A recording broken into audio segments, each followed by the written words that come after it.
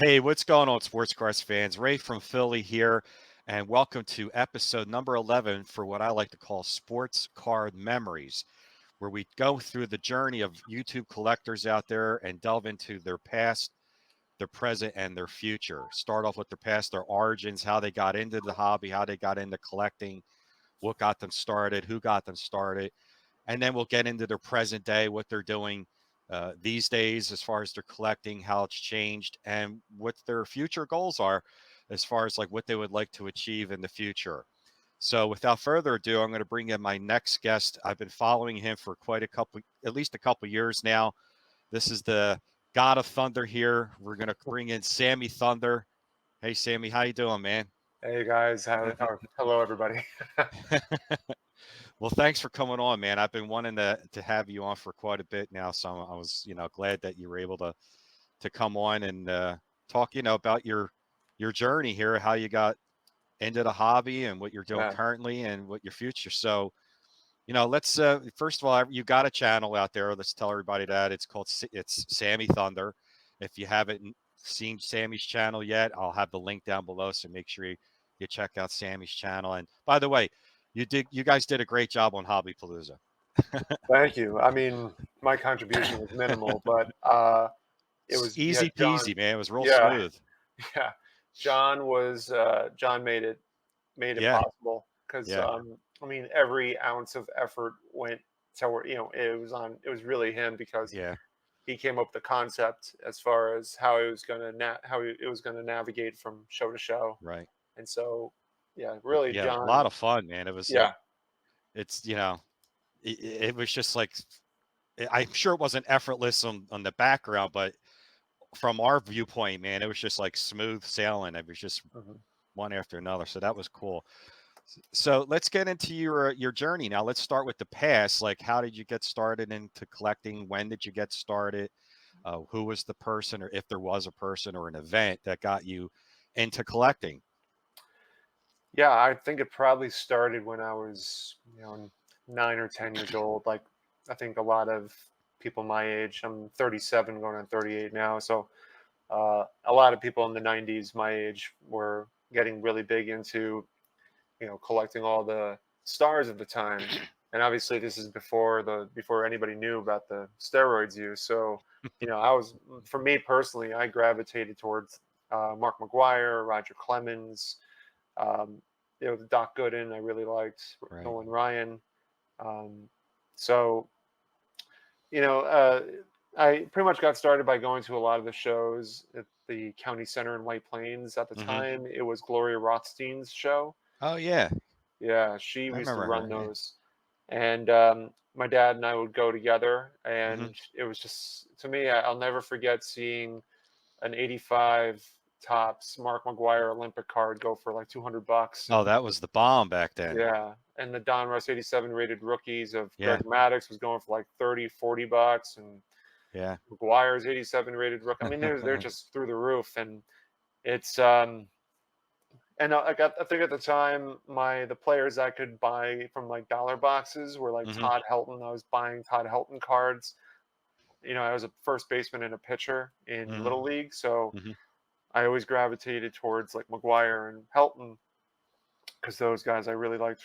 Just I Hmm. thought Helton. It was just cool watching Helton mash Right, right. baseballs all over the place.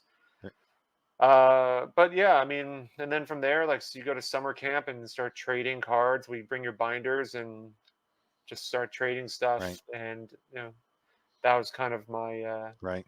entry into the So hobby. you're from the New York area, the Yeah. Northeast region. Okay, so there was tons of shows up there back in the '90s. I remember going to one in North Jersey in Secaucus.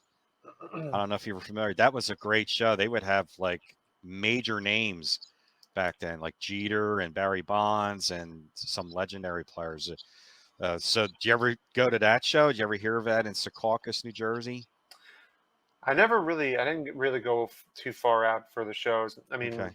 since I was well, like 11 or 12 going to these shows, Right. my mom would just drop me off at the county center, and she remembers me. I guess sort of remember this.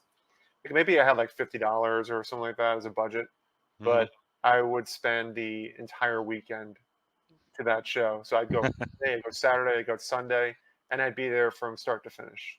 Oh, man. Did you get autographs at the time too? Was there did you ever get autographs at these shows or just I got cards? Andy. I waited in line for Andy Pettit's autograph. Nice. I got a signed baseball of him, That's cool. and but my dad he bought. I guess I can't remember exactly where he bought it, but at a table, I guess that had autographs. He picked up a Buck O'Neill autograph and a Willie Mays autograph on a portrait, like a five by Right. seven. Right. Right. You're big into Willie Mays. I saw that your pickup recently. Hmm. That was just the Coca-Cola. Man, that was I have it right incredible. here, just in case the occasion arised. Uh, oh man, I gotta hurry up.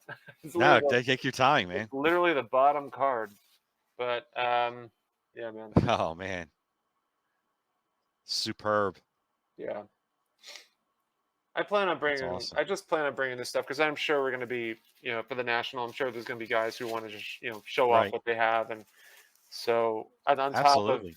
on top of selling some stuff, I'll bring that with me just Right. because So the past, you said you were mainly into a lot of the, like, I don't like to call it the junk wax cars, but because I was too, I was buying tons of McGuire rookies and Bonds rookies, 87 Mhm. for Will Clark, Ruben Sierra, Oh yeah. the 87 Donners, of course, the 86 Donners, Jose Canseco. But, let's go to the present day now. Where do did you stop at one point and got back into it, or have you always collected? I wish I could say I always collected. I think about what if, but I like many of us. Yeah. I stopped probably I don't know maybe 14, 15 years old, and getting into high school things kind of drift. So it was a long time before I got Right. back into it again. Uh, it just I mean like I think a lot of us got into it when COVID really hit, Yeah. and so we discovered our binders again. Right. But my discovery of getting back into it again was actually not through looking in my closet for the binder, but was just an accident waiting to Hmm. happen in a good way. Right. Right. So did you find out that you get back into it by watching YouTube, or you just were? No, so what led into it was my wife was we were in Baltimore for the weekend. My Hmm. mother-in-law, my wife, and I were walking in Federal Hill, like a neighborhood Yeah. in Baltimore. And my wife wanted to go to this bookshop because she's a collector of a certain style of books, and Right. so we went down to this bookshop, and it really wasn't so much a bookshop as it was more of like a nostalgia shop. Uh huh. And so she's looking, and I find this cardboard box underneath a stack of records. Yeah. Take the cardboard box out, and lo and behold, there's a bunch of loose cards in there. And so I'm just picking through, and I see there's the 81, 82 Larry Bird, Oh, 81, 82 Magic Johnson, Derek Jeter, 90, was it 93 Upper Deck? 93 SP. Yeah. Yeah. So there was that. And so and so I bring it to the table and I ask the guy at the shop and I said, "How much are for these cards?" He goes, 25 cents each. Get the heck out! No way. No, I'm telling and nobody believe like there's people that just don't believe me, but it's true. 25 cents. I thought even though I had no idea what I was doing, I figured what the hell. So for like I think I bought like 8 or 9 cards. I paid like 225 for them and walked out. I was It was that thrill of the hunt, that Oh my excitement. God. Talk So about a talk about a fine. It's in Baltimore, right? I'll be in Baltimore next week. What's the name of that? I forget. You know what? I don't mind telling you. I can't remember off the top of my head, but I can look it up for you. That's cool. I will say the last time I was there, I didn't see any cards Right. left. Like Right. I only bought the. I came back actually after discovering what I found. I went Right. back like 2 days later and I bought the rest of the 81, 82 basketball set that they had lying around for like You 20 cleaned them bucks. out. Yeah, I mean, I figured if I'm gonna build a set right off Sure. the bat, Right. so. That's a great way. Mhm. So then you got after the pandemic, you started your channel, and the Yeah, channel's been great. You know, thank you've you. been doing a lot of stuff. So, and I noticed now recently you also are a dealer. I see you set up at shows in Jersey. I forgot the name of the town that you usually do. What's the name? Garfield. Which? Yeah, in Garfield. So how long you've been doing that? Like now, as far as like doing shows, quite a while, or The Garfield is mostly kind of like on and off, right, but I was doing it for about a year and a half. Um, I was kind of keeping a certain rotation of right, shows that I do, so because it gets to be a little much. So I yeah, try to do maybe 3 or 4 shows a month, which even that sounds like a lot. yeah, that is a lot. So, So but I yeah, mean, that's yeah. cool. Hmm. So do you mainly deal with vintage or a little bit of both, vintage and modern? No, just vintage. Just vintage. I can't. Yeah, I don't have the mindset for modern, unfortunately. I admire those that do, that can Right, handle both, but it's too much keeping track of, especially with the modern cards. It's just the variations that exist. I mean, there's right. variations in It's vintage, but it's not even no, we're close. yeah, yeah. The red green parallel refractor reflector green, it's It's just a too lot. much. It's too much. Hmm. You don't even like even with current players today, I don't even know what, I just stick with the base flagship because I'm like it's nuts to try and figure out anything else. But so you're mainly collecting vintage these days, and I see it behind you. You gear towards certain players. What are those players that you gear towards? So the top row is dedicated for like the big three. I didn't put Mays up there because I try to keep them organized. So you got Mantle, Aaron, Clemente. The mantles, I wanted to at least have one mantle in my collection, Right. and this is the one that I can afford.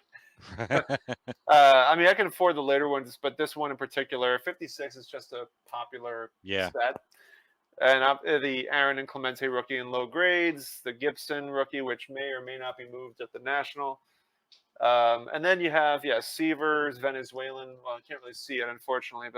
And then you have a row of Mathewson, a row of Mays, and then a row mixed of Nolan Ryan and Tom Seaver. Right. That's awesome. So, did Yeah. you buy these raw and got them graded, or you bought them graded already? I can tell you which ones. Let me see. So one, two, three, four, five, six, seven, eight, nine, 10. So half of them, 50% Wow, of them were bought raw, and then 50% were already graded. that's awesome. It's a nice mix. Yeah, Yeah, it's good. you have a good selection of the players that you should be sticking with rather than just going for everybody and doing every player run like I do. It's just you know Listen, it's the the you know, certain players that you're collecting that you're geared towards are spot on.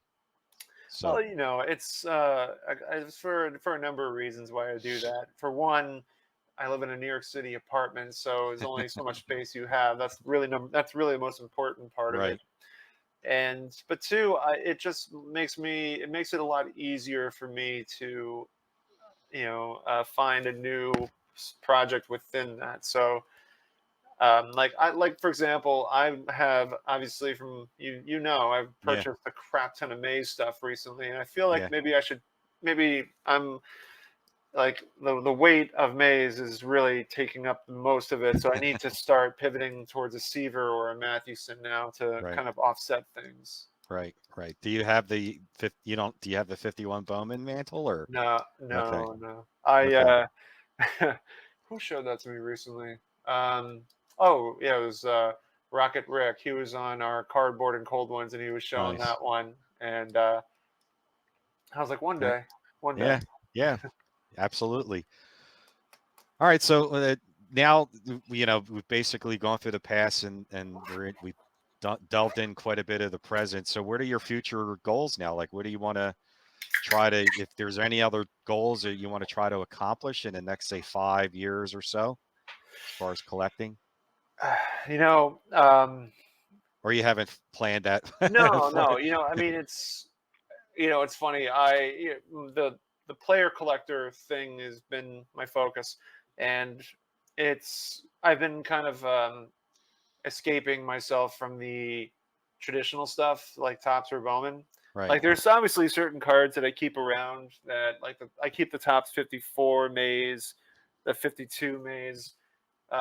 54 maze I keep around because Jake Legends Never Dies sold that to me. That's And the cool. 52 is just, I mean, That's it's iconic. a That's a great iconic. card. But I guess really my goal is to keep on, trying to find new cards to acquire that are, I guess you can call them oddball, but Hmm. something that you don't traditionally see in a Right. display case. Right. So with the maze, I mean, I've accomplished a good amount this year and this last and this year. Right. It's funny, I was looking at an auction on eBay that from Probstein yesterday, and it was a home run derby maze.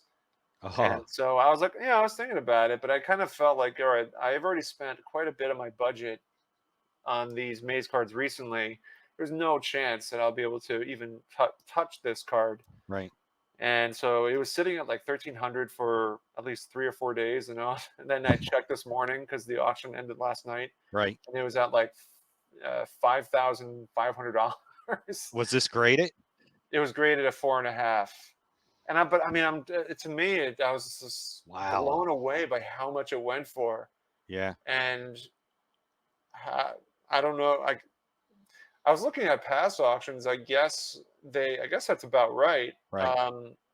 I mean, I imagine like I think a PSA 4 sold for about 4 or 5 thousand, so I guess Right. it's right. Yeah, I mean, to me, there's certain players in this hobby, that you can't go wrong with. I mean, of course, all the Hall of Famers, you gravitate to the rookie, you can't go wrong. But not all these players, you can go into their fifth year and eighth year and ninth year. There's only a handful to me. And Mays is one of them.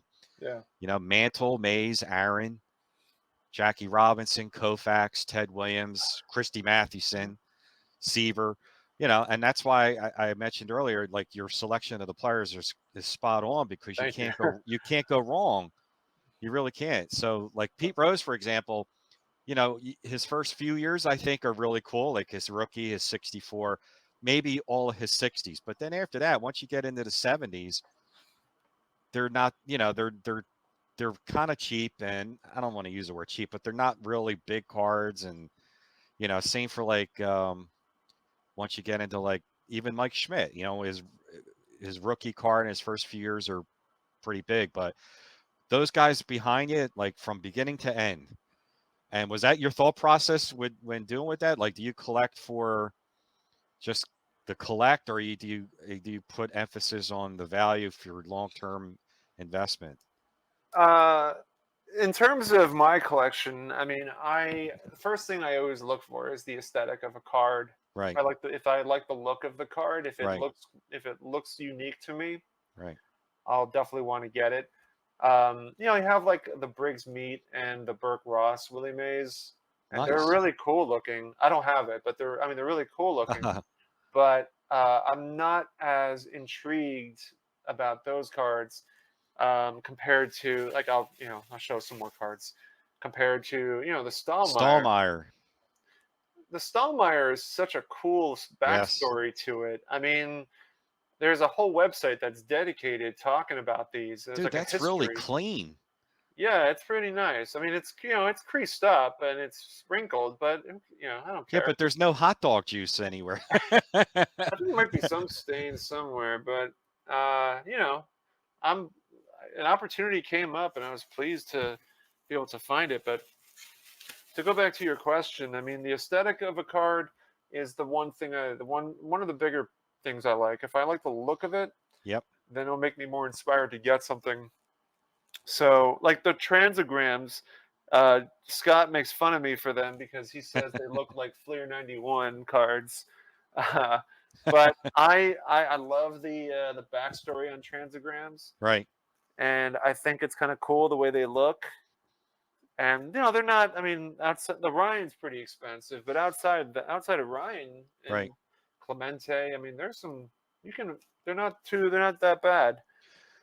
Um, the Now, Venezuela, yeah. is there any other players that are in your future realm, like maybe Clemente or Koufax? Uh, Probably not. I will say um, I did a video recently on the T2 on like some like a affordable T206 Hall of Famers, and the name that came up that I'm interested in getting a portrait of is Addy Joss.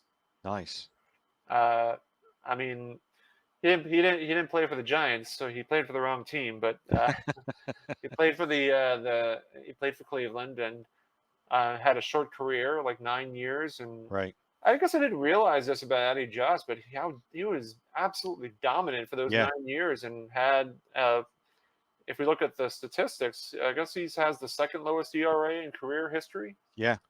He has a cool card out there by Fan Craze or something, and it's not that crazy expensive. So yeah, I mean, is that something you're going to be looking into also maybe as pre-war cards? Because there's some pre-war out there that is not absolutely outrageous, like No, T206. the portrait. Greg showed one on his channel, Midlife Right. Cards. He did a video where with Petty and his dad, and they're walking the show, and he came across one for like $600. That was, I mean, it's expensive, but came across one that was like a three PSA Uh-huh. 3 or something, and I know that crossed his mind. He was like, "Oh, this looks pretty good." And there's something very kind of hypnotic about looking at that card. He kind of looks through your soul. Yeah. Oh, but I like the story. That's another Right. thing. If I like the story about the player, if there's something about that player that's, as a pitcher in high school, Hmm. I can connect with pitchers more so than I can Right. connect with position players. Right. Willie Mays is the exception because that's a family thing. But Right. yeah, Short-term goals now. You're going to the national. yeah. What is your goals at the national? I'm so considering I made big purchases. I do have a budget, but I spent like a day looking online to see what cards were made for each player, Mathewson, Seaver, Ryan, and so forth. And so I have a list of stuff. Again, it's kind of offsetting the amount of Maze stuff that I have. So I'm trying now to focus my attention on Mathewson, Seaver, and Nolan Ryan, Right. and also the Addy Joss now is coming to the picture. Right. That's cool. Mhm. Definitely. Well, yeah, I mean, there's as far as pre-war, I mean, of course the Cracker Jacks are really expensive, but Yeah, you know, T206 is expensive, but Addy Jaws should be, definitely within reach, as far as yeah. my It's a big opinion. card. I mean, don't get me Yeah. wrong. It's a big card, but it's one of those like a lot of the guys that are going to the show are going to be spending potentially thousands of dollars on Yeah. their big card. And I mean, Yeah. I did that with my recent purchases, but Right. um, yeah, the Addy Joss. I mean, if I could find, I'd be happy with the one that has a good look Sure. to it. Yeah. You know, if I could spend $300 or $400 on a Right. card like that, Right. sure. The Willie Mays, you showed the Coca-Cola test proof. You picked up other Willie Mays stuff too, didn't you? It was, Yeah, I I want got. to see it. Yeah, absolutely, man. So I showed the Coca Cola. This is going to be sent into SGC. It's a shame they're not doing on-site grading, and I'm really disappointed about that. But Oh man. the 1958 San Francisco Call Bulletin card. This one is and don't be alarmed to the that little smudge is the case Yeah. is the top loader, not the car. Okay. Anyway, so yeah, this one was part of the pickup. It's these. I mean, listen. They're not scarce, but they don't come up as often. I didn't see one of these What at the year? What Stone year Throw. does? What year is this? This. 58, Nice man. and I have the Cepeda. I don't think I have it on me at the moment. I can reach it to it right now, but the Cepeda, which somebody reached out to me about it, asking if I'd be interested if I do Right. sell it, and so which I might do it because the person who reached out to me, which I'm not mentioned by name, Dom, Staven Sports Cards, Yeah. he's interested in it, and so Dom and I we have a good That's we cool. good connection with cards. So if Eh, the guy you got this from a Willie sounds like a super collector. well this he's this he claims, and I'll take his word for it. He claims to be the number one maze collector in the country. Uh, I'll show the other, yeah, the Oh address, man. the Chesterfield ad behind Chesterfield. right Yeah, now. yeah. Sorry for the glare, but No, that's awesome. It's perfect. there we go. It's a little better. The Chesterfield ad, and back Like is. back, yeah. I like how it's kind of stained a little bit, which is it's endearing to me. Right. And finally, this was actually what started it all. Um, I could share the backstory on this, but yeah, this is what I've been trying to find forever, which is the Laughlin 75 Super Stand Up. Right. And so on the back has Laughlin, the artist, his Oh autograph. wow. Yeah. And again, the front. What started this was the Philly show. There's a guy named, I think his name is Durward, but everybody calls him Woody. Okay. And he sells primarily oddball vintage. That's kind of his thing. And he had that like not that exact one, but Right. another one in his Right. display case. And I've never seen it before. So I asked him, "Are you selling it?" He goes, "No, I'm just kind of really showing it off today, and Oh, I'm going to frame it. And but I'll keep you in mind if I come across one." right. So I start looking into it, and I keep track of whether these are being sold online on eBay, but nothing comes up. I put an inquiry on Net54 asking about it. No, I got a lot of views, but no responses. Right. And maybe about, I guess now we're going on 3 weeks, maybe, yeah, 3.5 weeks. I got a message on Net54 saying, "Hey, I have one of those if you're interested." And so I ask him for photos, and he sends them. And uh, from there, it blossomed into other cards that he had. I asked him about the Coca-Cola tips. He has one. 58 call San Francisco call bulletin has that. And then he's like, "Here, I have this Chesterfield ad. I looked at it, and this is the like again the aesthetic appreciator that I am of those sort of stuff, that sort of Right.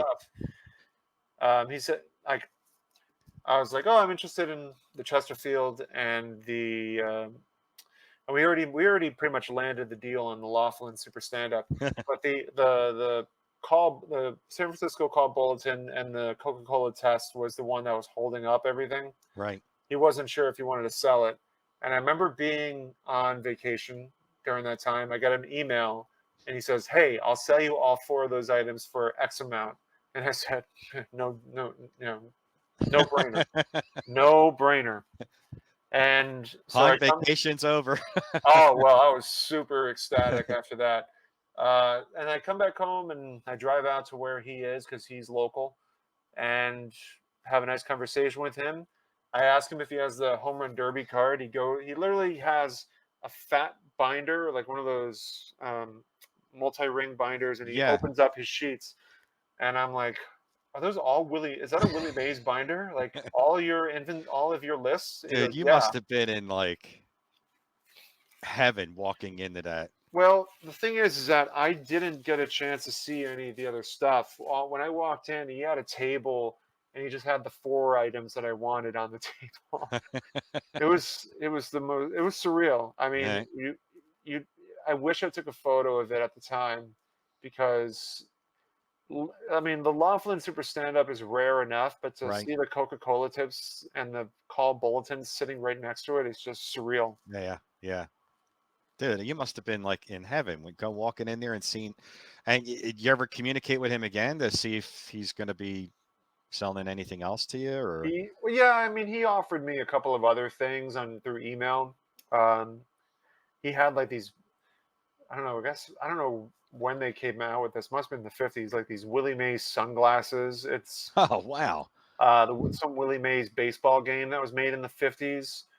Uh, I mean, he has the Huh. home run derby card. I asked him if he was going to sell that, but he's going to hold on to that one. Wow. Um, That's awesome. I'm sure he has a Stahlmeyer too, but you know, at that point, I already I'm have it. sure he has the 51 Bowman as well. I Oh, mean, I'm sure he has tons of them. yeah, It's yeah. just absurd. It's just right place, right time. Yeah, that's good. That's dude, Yeah. sometimes that's the best way. Absolutely. Well, Mix and definitely. match. I'm going to be at the Philly show. I know I've said this the last 4 shows, Yeah. but I'm going to be there in September. And you go to the Philly show all the time. You I'm gonna set go up to there. every single. No, I don't Yeah. set up. Oh, you just go. Okay. I just go, and now that I've converted Mookie and his buddy Pete into, Nice. they love it. They love going. But Mookie didn't have the. I mean, he had a great time. Don't get me wrong, but he Right. didn't have the best experience because he was submitting cards to JSA. There was a Casey Stengel autograph and a Roy Campanella autograph prior to his accident, Oh, okay. and both came back fake. Oh man. So there was that. But then he ended up buying cards for himself. He bought like a Roy Campanella of 1951 or I don't know, maybe Right. 52 Bowman. But I felt so bad that like he paid all that money to find out it was fake. That sucks because they upcharge you on the Campanella. Ugh, So I was like, I found there was a guy that was selling transograms that were like because the transogram from 1970, I think, celebrated the Mets World Series, and so there was a right. Cleon Jones one. And I was like, for like $15, I bought it. I gave him like, here you go, man. I know you're a big Mets guy. Nice. I can't have you coming away from this with a sour taste in your mouth. I know So he's a big Tom Seaver fan. He was yeah, upset when Tom Seaver's rookie card didn't get into the Baseball Card Hall of Fame. I was too, Mook. So I don't, maybe next year. That was I could he was in the top 10 all the way up until the last day, and then that's a tough one. I mean, the dual photo, the dual player card is always, I don't know. I mean, I yeah. imagine there are some that make it through. Did the Nolan Ryan make it through? Oh, years ago. Yeah, I figured. Yeah, yeah, yeah. But yeah, I guess Seaver, because I mean, people like Kuzman more than they like Bill Dennehy, right? Yeah. Kuzma So was a good pitcher, man. He's got he was. like a lot of wins, like way over 200 wins. He's potentially. I mean, I know people put him in the conversation for Hall of Fame potentially. Yeah, So yeah. Then wouldn't that be something? A multiplayer rookie card. Not yeah, that I mean, there is Molitor and Trammell, I think, and right. the Pujols and Ichiro have one that's going to be one too. But that would be even better. So, Mhm.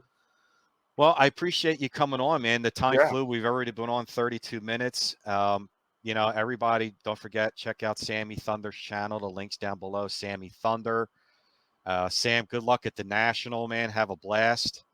And thank you, Ray. I definitely will see you at the Philly show, man. I'm look finally after like 3 years. So I appreciate you coming on. Thank you very much. Yeah, no problem. All right, guys. Thanks for tuning in to Sports Card Memories episode 1111. Stay tuned for another episode. Like I always say, have fun with it and see you real soon. Later.